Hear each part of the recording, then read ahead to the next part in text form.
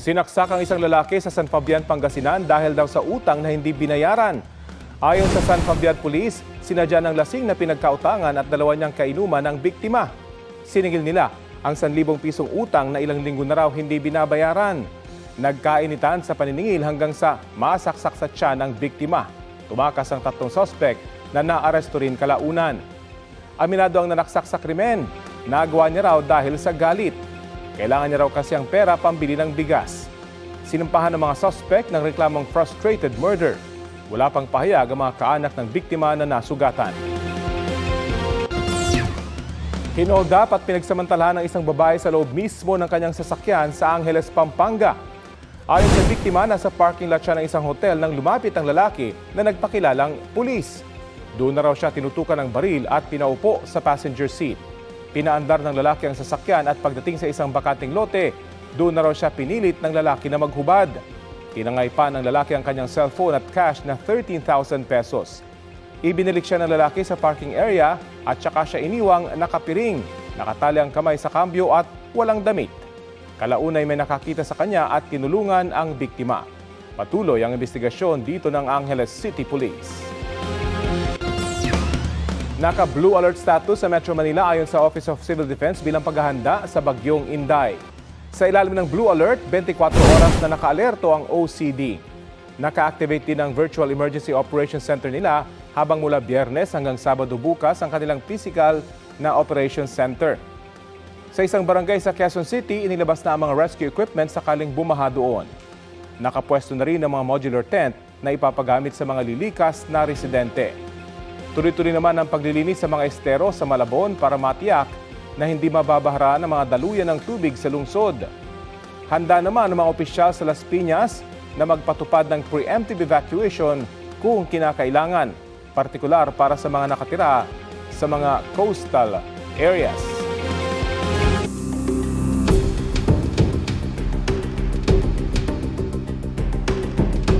Sinubok ng defense team ang kredibilidad ng unang testigong iniharap ng prosekusyon sa impeachment trial na si NBI Senior Agent John Mark Calilong.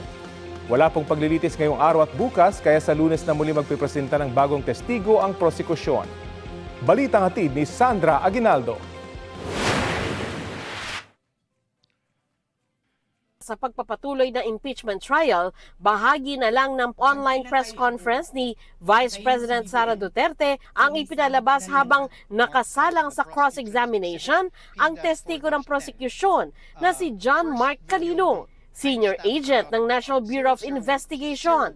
Ipinalabas nila ang bahagi kung saan umalma ang Chief of Staff ng Bise na si Attorney Zulaika Lopez sa plano noon ng Kamara na ilipat siya sa Women's Correctional. To transfer me to the Women's Correctional in the dead of the night. I mean, bakit ganun? Wala na bang rights yung mga tao? They just go to your room and then just get... My life is being threatened. Dahil natakot ako, I feared for my life. Kasabay niya na ang paghimay ng depensa sa accuracy ng transcript ni Calilong. Git ni Calilong tama ang transcript.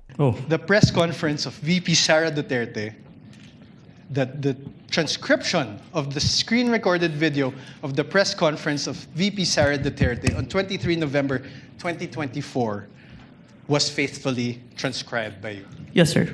She said, "I am not leaving this room. I am a detainee here." Does your transcript have the words "a detainee"? That part that the detainee is inaudible. Your Honor, please. Now, I'm now registering my objection. How can it be relevant, assuming but not conceding, that these two minuscule words, detainee and accused, are not reflected in the transcript, when in fact this witness said he investigated not only on the basis of the transcript, but on the basis of the video that he himself viewed? Overruled part of cross to test the accuracy and the truthfulness of the witness in so. Sa cross-examination, sinubukan ng depensa na questionin ang kredibilidad ni Calilong na naatasang mag-imbestiga sa sinasabing video ng pagbabanta. Tanong ng depensa, nagsampa ba ng reklamong kriminal ang Pangulo o sino man sa umano'y pinagbantaan? I have no personal knowledge. Did you really investigate this case? Oh, Your Honor, Withdrawn, Your Honor. argumentative, Withdrawn. Your Honor, please. Withdrawn. Did you really investigate? Sa pagtatanong ng depensa, sinabi rin ni Kalilong na hindi kinuna ng NBI ng affidavit ang umunay mga pinagbantaan. Ilang personalidad lang daw ang nakuna ng affidavit dahil nakita ang mga pangalan nila sa video. In your reports, did you characterize it as a conditional threat? Kasi kung hindi naman siya pinatay, the logical implication is that there's no threat against the... So I'm not saying it's not illegal, immoral to contract a killer. Ha? It wasn't a conditional in your mind because may kinausap na. Even with or without, sir, it's still considered a threat as long as the... But your initial assessment, yung personal mo as an investigator, this is an investigation of the whole NBI, but yung personal mo. The threat is absolute, sir. Okay. Pinresenta rin ng depensa ang ilang dokumentong nagpapakita sa ilang komunikasyon ng Justice Department at NBI kaugnay sa investigasyon ng kaso. The NBI investigated and filed the complaint. The DOJ directed the investigation and will determine whether the case should proceed to court. And the alleged offended party, President Marcos, is the constitutional head of the executive branch, Objection. exercising control over both the DOJ and the NBI. Your Honor, I withdraw, Your objection Honor. I to that. withdraw. I withdraw, Your Honor. The ground is... I withdraw. It's, oh, Your Honor. It's even more compound question, Nothing to asking object to. several Withdraw, subject Your Honor. matters. Withdraw. Panay din ang pag-object ng prosecution. Sir, the NBI, of course you're from the NBI, is under the Department of Justice. Yes, sir. Your Honor, we can take judicial notice of that. We Your cannot- Honor, if I'm on cross, Your Honor. I know, but I'm on cross. there are things that No. did not be Your Honor, discussed. please. Can I, Your Honor? Your Honor, please. Counsel, let's give him some latitude. The Secretary of Justice is meanwhile the head of the DOJ, correct? Yes, sir. It's the Secretary of Justice exercises control and supervision over the NBI. Yes, but even No, without... no more questions. The witness Yes is or no, answering. Mr. Witness? If you know. Can you repeat, sir? Mr. Witness? The Secretary of Justice exercises control and supervision over the NBI. Yes or no? We are under, sir. But we're independent. So you do not know. Oh, Your Honor, that's Sorry. argumentative. So Sir, you are do you- not know? You claimed in your affidavit, sir, that affidavit of investigation, that the NBI began its investigation into the VP's remarks because it was directed by the DOJ to do so. Motu proprio and directed, sir. There, okay. Do you understand what you just said, sir? Oh, Yes, sir. Oh. Can I I'm object to asking, that, sir. Your Honor, please? That's I'm asking, sir, it argumentative. makes sense, Your Honor. Argumentative, counsel. Move on. Mutu proprio, sir, means... Oh, no, objection. You cannot lecture, counsel. This is Sir, what does cross-examination. you mentioned mutu proprio. What does it mean? Even without a complainant, we started the investigation, sir. Are you sure, sir? Oh, argumentative. Are you sure, get- sir? Move on, Are counsel. you sure, Move on. sir? Ilang beses na magitan ang presiding officer. The witness is not a newbie. I think he can handle himself and would know how to answer if indeed he is familiar or not with what is being presented to him.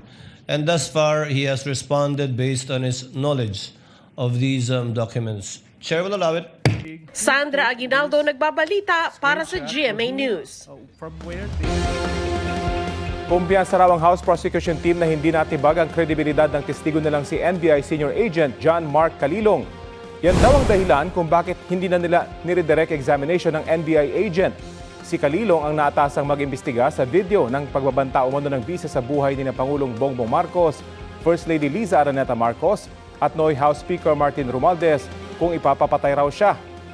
Ang Duterte Defense Team, tiwala ring nagawa naman nila ang layuning subukin at suriin ang kredibilidad ni Kalilong na unang testigo ng prosecution panel.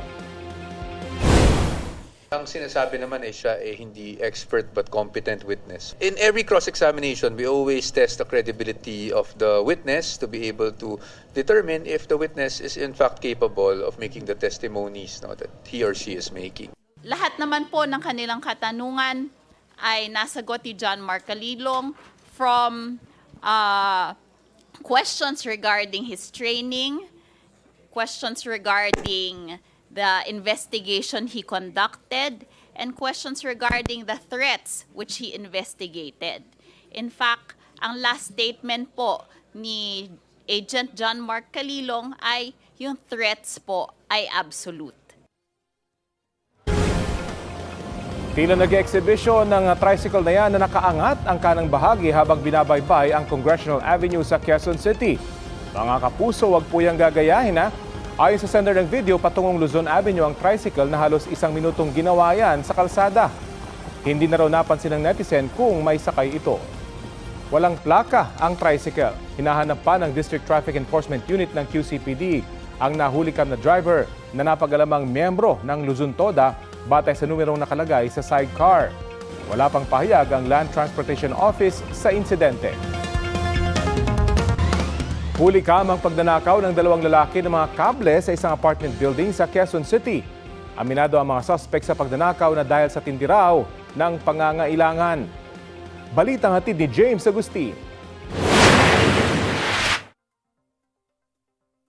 Masdan ng isang lalaki na tila may inaabot sa harapan ng isang apartment building sa barangay Greater Fairview, Quezon City. Mag-alas 3 sa madaling araw nitong Martes. Pumunta siya sa gilid ng establishmento. Umalis siya saglit. Pagbalik kasama na niya ang isa pang lalaki na may dalang sako. Ang sunod na nakunan sa CCTV, hinihila ng isang lalaki ang mga kawad ng kuryente sa apartment building. Natangay ng mga sospek ang 10,000 pisong halaga ng mga kawad ng kuryente. Ayon sa pulisya, mag-uumaga na madiskubre ng caretaker ng building ang pagnanakaw. Itong caretaker, sinabihan siya ng mga tenant na brown out, walang ilaw sa buong apartment. Ang unang ginawa nitong caretaker is tiningnan yung CCTV footage dun sa building. At nung nakita niya sa CCTV, yung suspect may pumasok, may nag-aakyat bahay sa kanila, hinihila yung mga wire na yun ang nag-cause ng brownout sa buong apartment. Sa follow-up operation ng pulisya sa barangay Holy Spirit, naaresto kahapon ang 29 anyos sa sospek. Sunod na nahuli ang kanyang kaibigan na 27 anyos na siya nakita sa CCTV na may dalang sako. Kitang-kita yung muka. Yun, doon na tayo nag-umpisa, forward tracking, at saka nagtanong-tanong na rin sa mga kapitbahay at saka sa mga ibang andun sa area din. At mayroon isang concerned citizen na naging informant namin na nakilala tong suspect natin. Hindi na nabawi ang mga ninakaw na kawad ng kuryente na base sa investigasyon na ibenta ng mga sospek sa halagang 900 pesos. Nalala po sa kanya harapan. Saan niyo dinala yung mga kawad? Junk shop po. Hirapan lang din po. Sinampahan na ng reklamong robbery ang mga sospek na aminado sa nagawang krimen. Sa record ng pulisya, dati nang nakulong sa Bulacan ng 29 anyos sa sospek dahil sa kasong may kinalaman sa droga. James Agustin, nagbabalita para sa GMA News.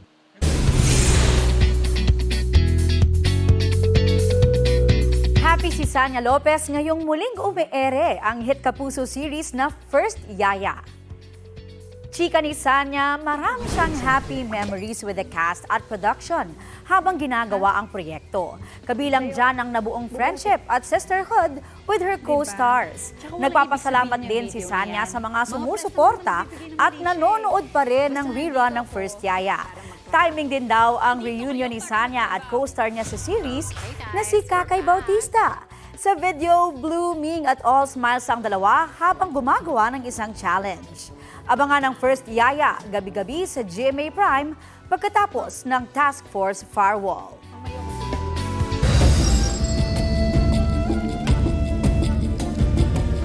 Patay ang isang lalaki sa Kulasi Antique matapos makuryente. Kwento ng girlfriend ng biktima, nakuryente ang boyfriend habang nagvi-videoke sa isang resort nitong Lunes.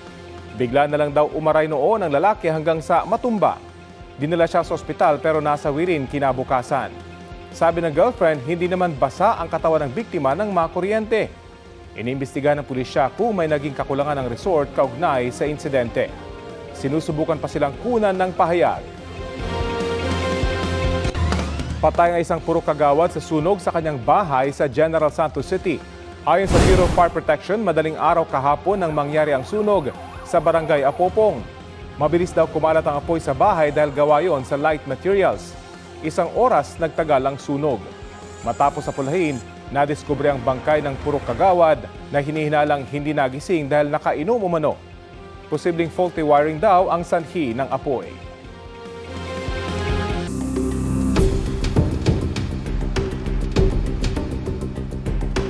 Kaugnay sa itinakbo ng unang linggo ng impeachment trial ni Vice President Sara Duterte, makakapanayam natin si dating Integrated Bar of the Philippines President Attorney Domingo Cayosa. Magandang umaga at welcome po sa Balitang Hali. Good morning, Rafi. Magandang umaga sa ating mga kababayan. Opo, ano pong assessment nyo sa unang 3 araw ng impeachment trial ni Vice President Sara Duterte? Well, so far, maayos naman. Wala naman nag-walk out. May mga na-resolve naman mga issues. At napagbigyan naman ng pagkakataon yung magkabilang panig na magsalita at doon sa ebidensya, at least natapos ang isang witness. So maayos naman, pero sana hindi ganito kabagal. Sana maging mas proactive ang Senado to manage the process ng paglilitis sapagkat hindi naman ito criminal case at maaring diretsuhin na nila yung mahalagang issue at mga facts. Hindi na masyadong technical, procedural o kaya mga delaying tactics. Yun po ang obserbasyon nyo na mabagal dahil sa mga procedural at mga tactic po ito, hindi ba? Ng depensa sa mga criminal procedures.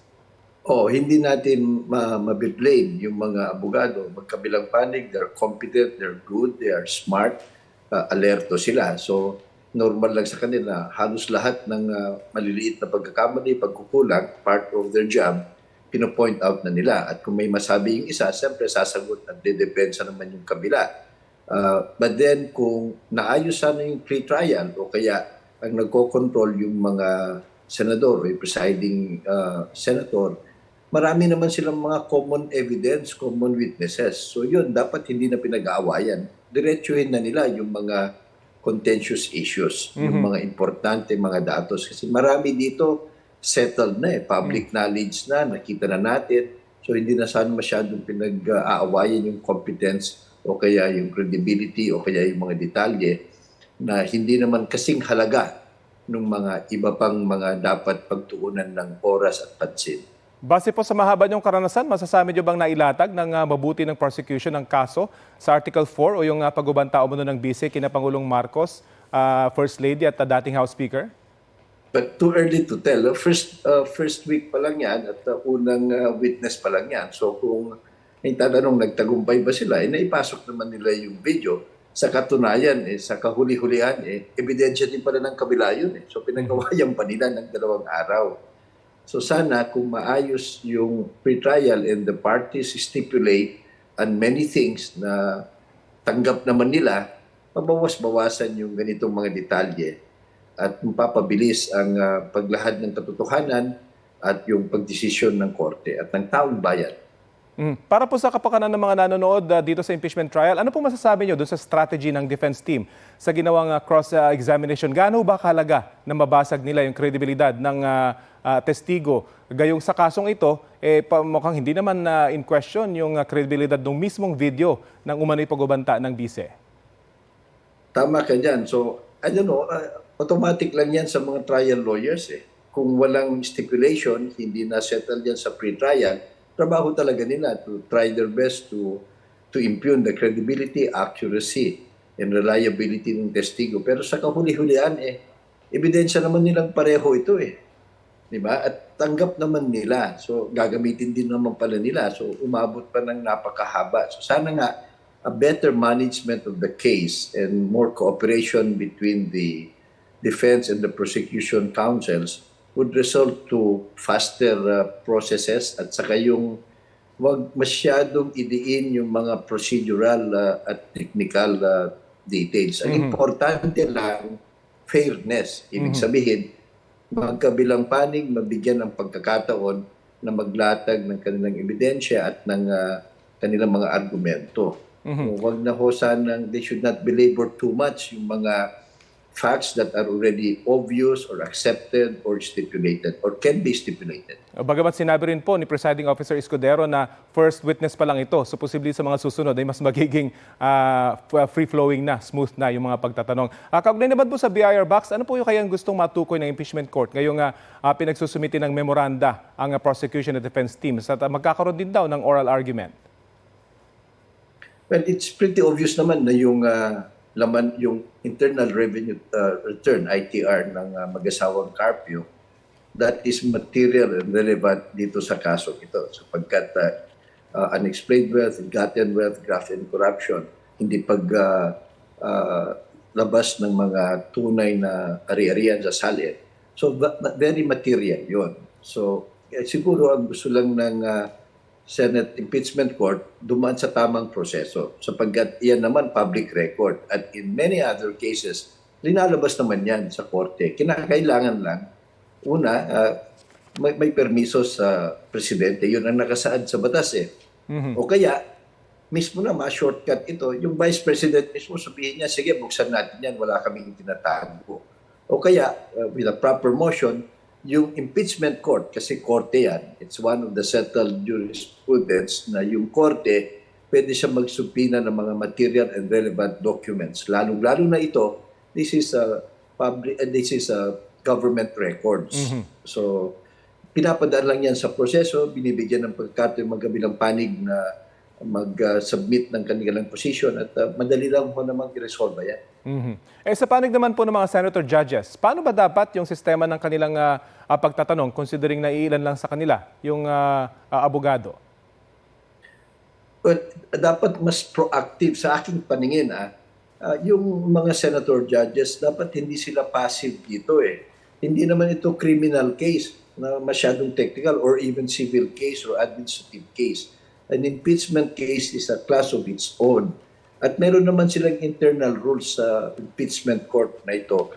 At hindi lamang ho yung pagdidesisyon na guilty or not guilty ang gagawin ng mga judges. Kinakailangan, hindi lang pagtitimbang ng ebidensya, kinakailangan i-manage nila yung proseso para hindi pumasok yung delaying tactic, masyadong technicality. So tama lang na yung iba sa kanila, lalong-lalo yung mga hindi abogado, binababa nila yung diskurso o yung pananaw dun sa level ng ordinaryong mamamayan na wala na masyadong technicality. So maganda rin na nagtatanong sila, fine-frame nila ng maayos, ano bang katuturan ng ebidensya na ito, ano bang relasyon nito dun sa mga impeachment charges. Ganun, maganda yung ginagawa nila na ganun. Sana hindi sila masyadong i-restrain ng impeachment court. Ang mahirap din kasi, lumalabas yung personal na labanan nila eh. Yun na nga po. Laban, hindi lang yung mga magkabilang panig, kundi yung mga hukom mismo eh. Yun nga po sana itatanong ko, meron bang maling tanong na manggagaling sa mga senador? Nagkakapasaringan na eh, yung mga senador.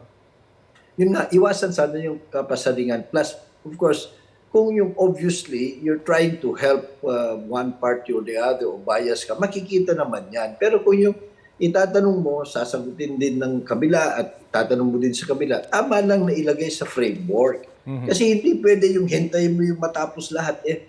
Kung tama yung tanong mo sa umpisa, malagay sa tamang framework, baka nga hindi na kailangan yung ibang ebidensya at witness kasi tanggap na naman nila o kaya hindi naman relevant.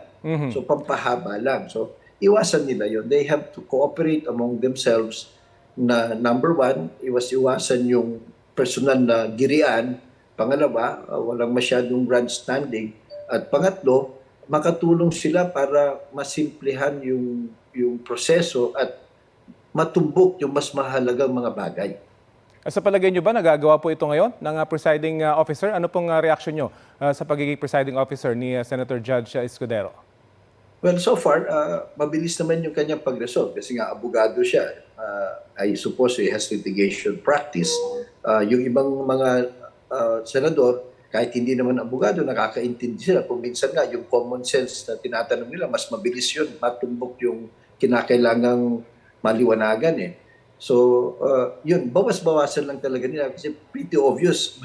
Mukhang may faction yung Senado eh. So, sana focus ko sila dun sa ilabas ng katotohanan dito and timbangin ninyo Sapat ba ito para sa impeachment charge at sapat ba ito para tanggalin ang isang nakaupong Vice President? Posible pa o dapat bang i-adjust po yung 16-vote ruling na sinabi ni Presiding Officer Escudero na kailangan para makonvict po ang bise? Well, pwede naman na the way I heard it at consider it, parang personal na position niya yun. And the Senate can change its stand anytime. Depende sa how things could unfold. Plus, you can argue both ways, no? Pag restrictive, sabi mo, wala yan sa nakasulat sa Constitution. Pero kung titignan mo, wala namang sinabi Constitution na 16 eh. Ang sabi, 2/3. Ang i-determine niya, ano ba yung all members of the Senate? Dahil hukom ito, kahit anong hukom, kung absent, hindi nag-participate yung isa, hindi siya kasama sa bilangan. So, ito yung mga it can go either way. Ang final say naman dito, kung kinakailangan, ang Supreme Court kasi interpretation ng Constitution na ito. But at this point, premature yun. Huwag masyadong bigyan muna ng importansya. Mas importante yung malaman ng katotohanan. Malay natin, unanimous na acquittal o unanimous na conviction. Di walang kailangang pag-aawayan kung anong hatian ng boto. Okay. Well, marami po tayong aabangan dito pero ang mahalaga, dapat tutukan ito ng taong bayan. Maraming salamat po sa oras na binahagi nyo sa Balitang Hali. Maraming salamat sa lahat. Yan po si former Integrated Bar of the Philippines President Attorney Domingo Cayosa.